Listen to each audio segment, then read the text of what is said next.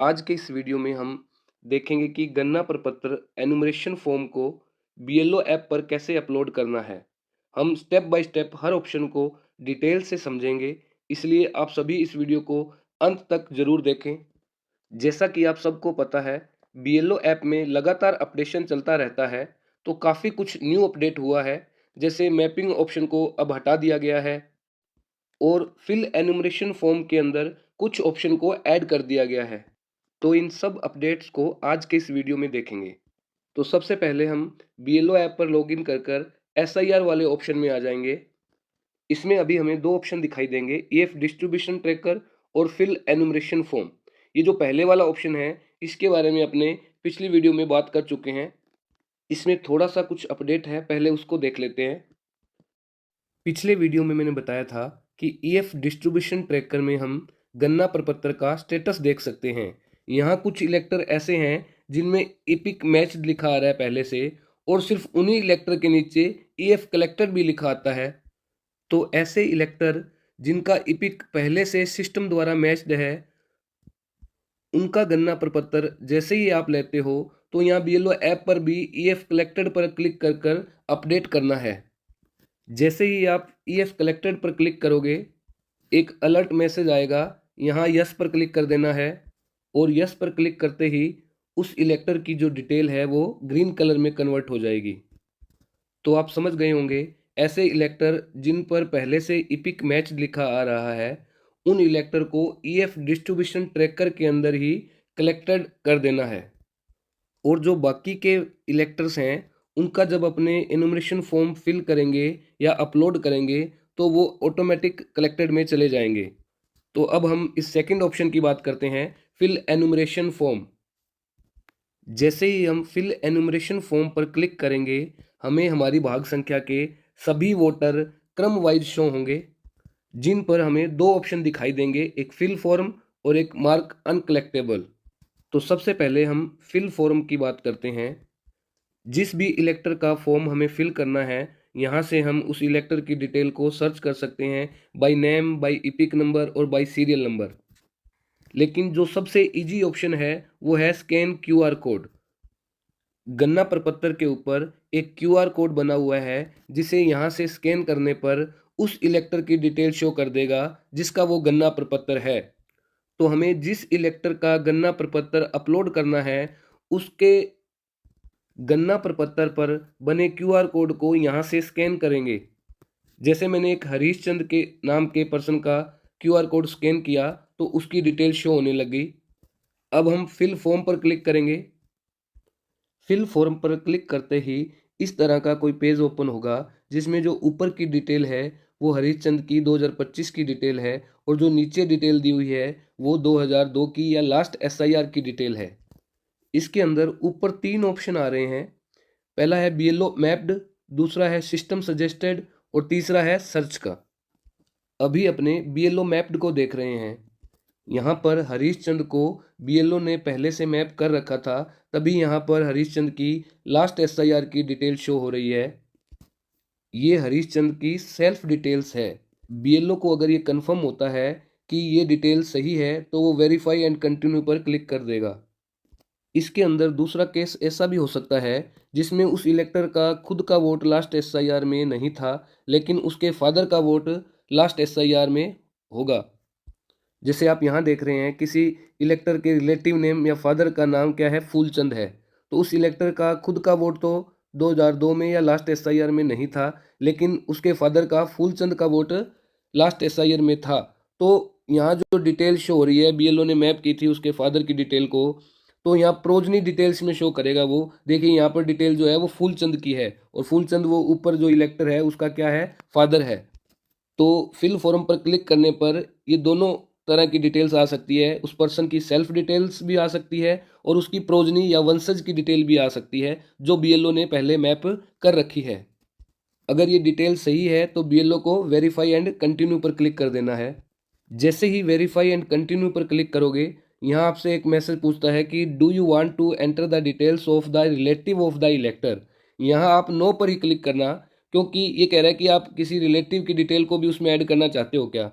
अब जब प्रोजनी की डिटेल को वो पहले ही उठा रहा है, सेल्फ की डिटेल को भी पहले ही उठा रहा है, तो अपने किसी रिलेटिव की डिटेल को ऐड उसमें नहीं करना है, तो नो पर क्लिक कर दें इस पर। उसके बाद इस तरह का एक पेज खुलेगा जिसमें जिस पर्सन का गन्ना प्रपत्र है उसकी कुछ जनरल डिटेल्स भरनी है, जैसे उसकी डेट ऑफ बर्थ फिल करनी है, फिर आधार नंबर है। आधार नंबर ऑप्शनल है, आप भर भी सकते हो और ना हो तो भी चल जाएगा काम।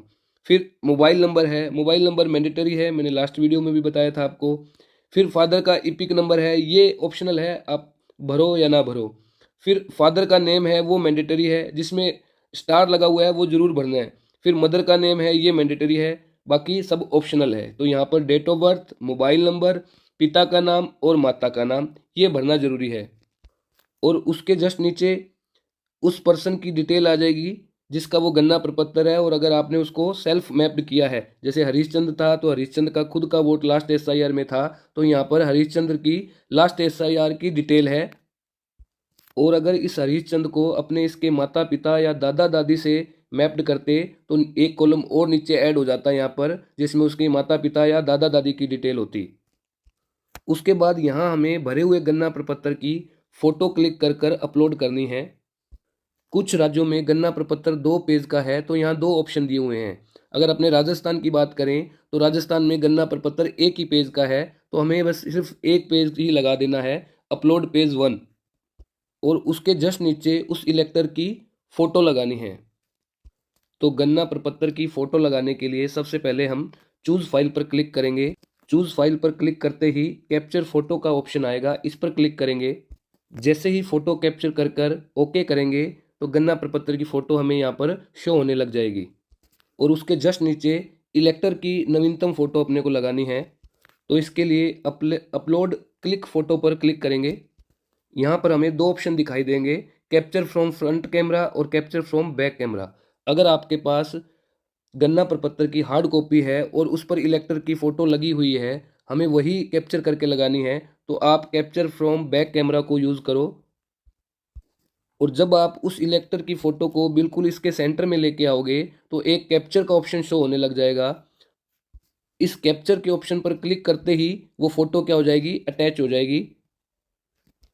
गन्ना प्रपत्र की फ़ोटो और उस इलेक्टर की फ़ोटो अटैच होने के बाद लास्ट में सबमिट बटन पर क्लिक कर देंगे और अपने पास मैसेज आ जाएगा, फॉर्म सबमिटेड सक्सेसफुली।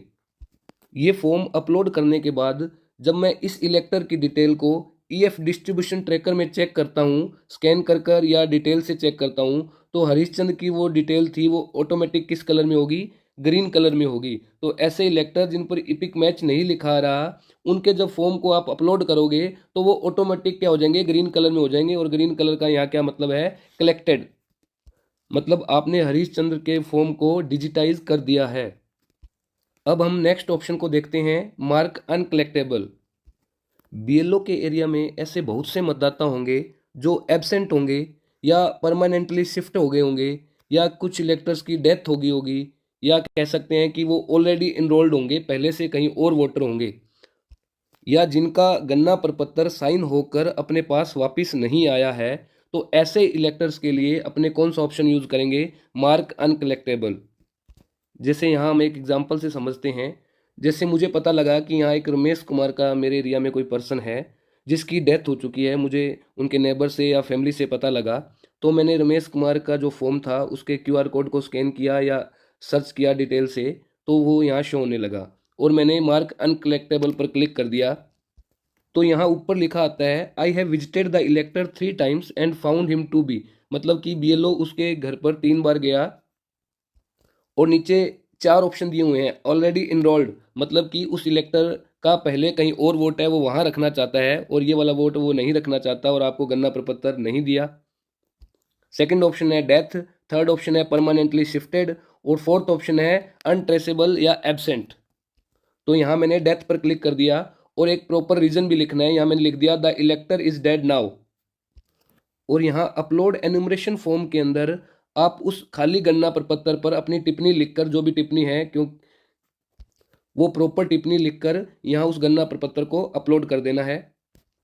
गन्ना प्रपत्र अपलोड होने के बाद यहाँ सपोर्टिंग डॉक्यूमेंट्स में अपने कोई और डॉक्यूमेंट्स जैसे डेथ सर्टिफिकेट वगैरह भी यहाँ पर अटैच कर सकते हैं। इसके बाद यहाँ हमने सबमिट पर क्लिक कर देना है। सबमिट पर क्लिक करते ही यहाँ हमें शो करेगा एनुमरेशन स्टेटस सेव्ड सक्सेसफुली। तो मैं जब ये रमेश कुमार का फॉर्म अपलोड करने के बाद ईएफ डिस्ट्रीब्यूशन ट्रैकर के अंदर इस रमेश कुमार के फॉर्म को चेक करता हूँ स्कैन क्यूआर कोड करके या इसकी डिटेल से, तो रमेश कुमार का फॉर्म अब हमें ऑरेंज कलर में शो होने लग गया है। और यहाँ आप कलर कोड में सबसे ऊपर ऊपर देख सकते हो, ऑरेंज कलर का मतलब है ईएफ नॉट कलेक्टेड, मतलब कि ऐसे सभी फॉर्म जो एब्सेंट है, शिफ्टेड है, डेथ है, ऑलरेडी एनरोल्ड है, वो सारे के सारे कहाँ जाएंगे, ईएफ नॉट कलेक्टेड में जाएंगे और वो अपने आप यहाँ पर संख्या बढ़ती जाएगी। तो फ्रेंड्स, अपनों ने स्टार्टिंग में देखा था कि फिल एनुमरेशन फॉर्म में 3 ऑप्शन आते हैं, बीएलओ मैप्ड, फिर सिस्टम सजेस्टेड और एक सर्च का ऑप्शन। अभी हमने बीएलओ मैप्ड ऑप्शन को देखा है।